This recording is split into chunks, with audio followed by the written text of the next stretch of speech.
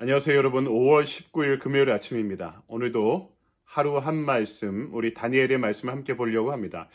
다니엘은요, 후반으로 갈수록 목사가 설교하기가 매우 어려운 본문입니다. 환상과 여러 가지 상징이 많이 등장하고 있기 때문인데요. 오늘 우리가 읽을 다니엘 11장의 말씀은 그보다 더욱더 직설적으로 표현되고 있습니다.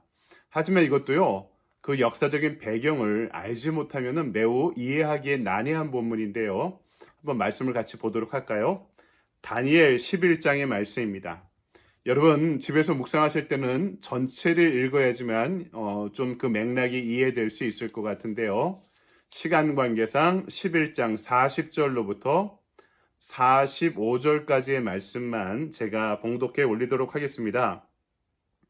마지막 때에 남방왕이 그와 힘을 겨룰 것이나 북방왕이 병거와 마병과 많은 배로 회오리 바람처럼 그에게로 마주와서 그 여러 나라에 침공하여 물이 넘침같이 지나갈 것이요 그가 또 영화로운 땅에 들어갈 것이요 많은 나라를 패망하게 할 것이나 오직 에돔과 모압과 암몬 자손의 지도자들은 그의 손에서 벗어나리라.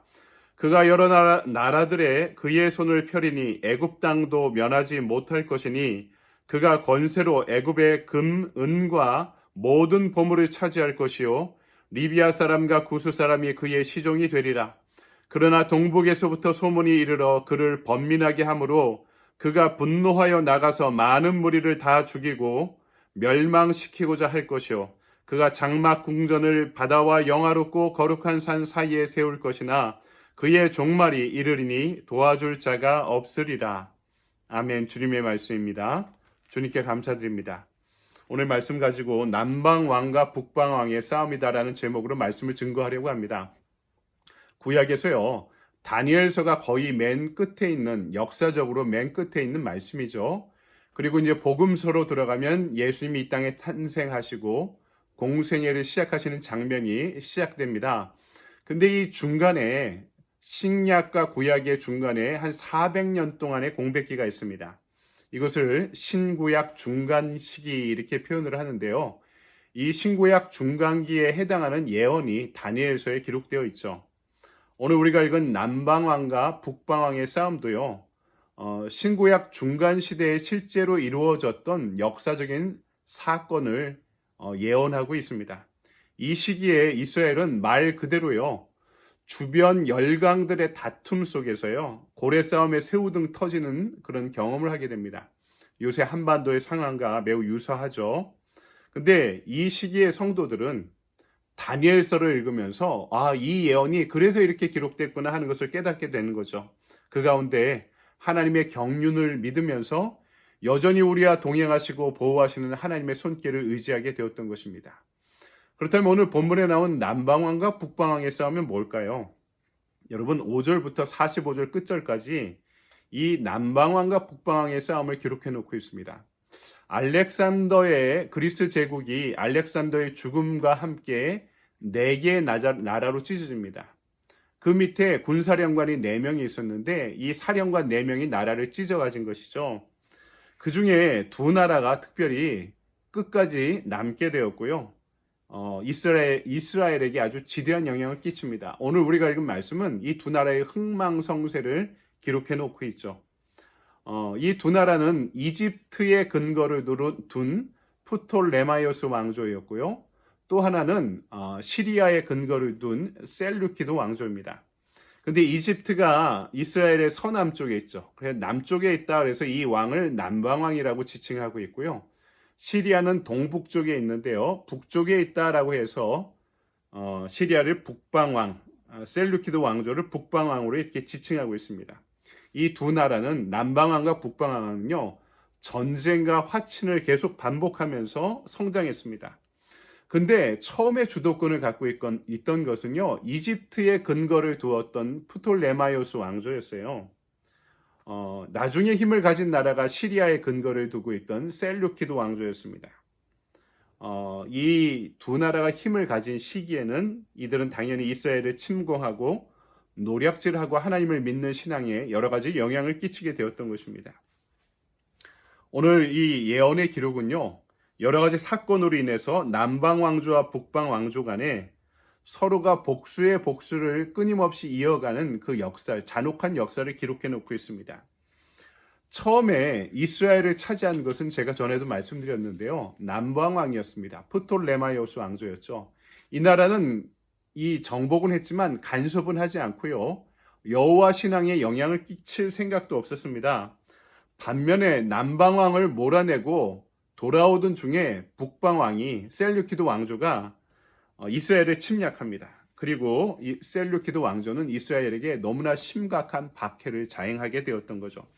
단적으로 하나님께 제사 드리는 이 성전을 허물면서요, 이 성전에 그리스 신상을 세워놓습니다. 제우스 신상 같은 신상들을 세워놓고요, 수천 명, 이에 대항하는 이스라엘 사람 수천 명을 학살해 버립니다.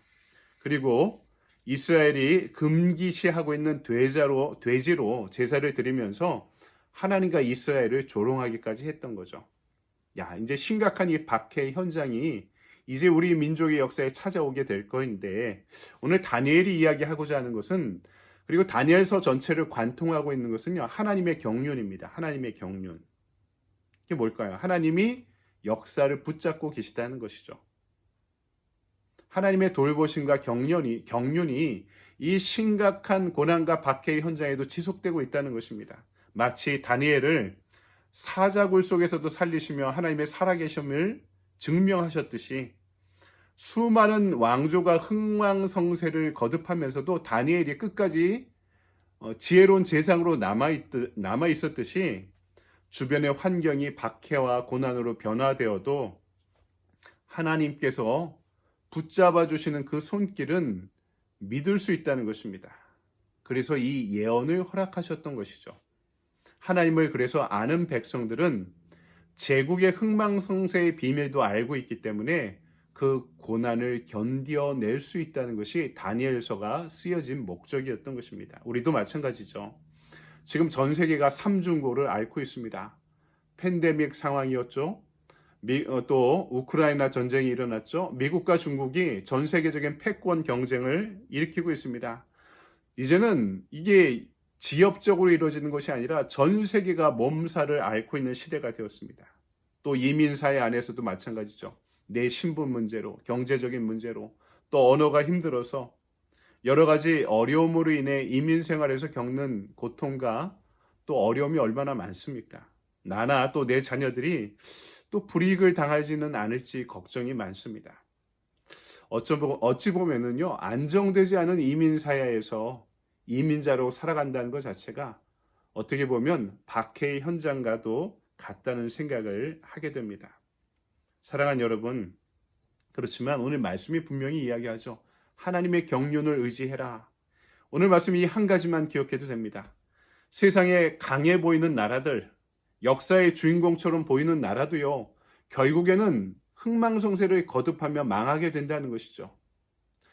세속의 나라가 하나님의 나라를 침범하는 것처럼 보인다 하더라도 그 역사의 주권을 여전히 갖고 계신 분은 하나님이라는 것입니다.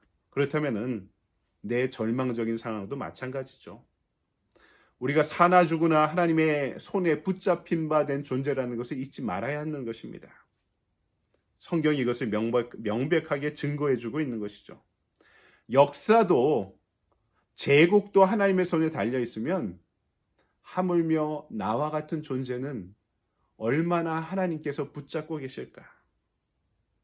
내 한 사람의 인생에 어떤 구름이 끼고 풍랑이 닥친다 해도 여러분, 하나님이 살아계시지 않는 것은 아닌가 하는 의심에 빠지지 말라는 것입니다. 아무리 다른 세력이 강성해 보여도 우리 하나님의 지대한 관심사는 오히려 그 틈에 끼어 숨도 쉬지 못할 것 같은 당신의 택한 자녀 한 사람 한 사람에게 다 집중되어 있다고 말씀하고 있는 것입니다. 여러분, 제국의 흥망성쇠도 역사도 하나님의 경륜 가운데 놓여 있다면 이 고단하고 치열한 이민사회, 또 미국에서 이 어려운 시기를 살아가고 있는 우리들도, 우리의 인생도 하나님의 손에, 하나님의 경륜에 붙잡힌 바 된 인생이라는 것을 결코 잊지 않고 그 하나님을 의지하며 살아가는 저와 여러분의 한 날이 되기를 주님의 이름으로 간절히 축원드립니다. 아멘.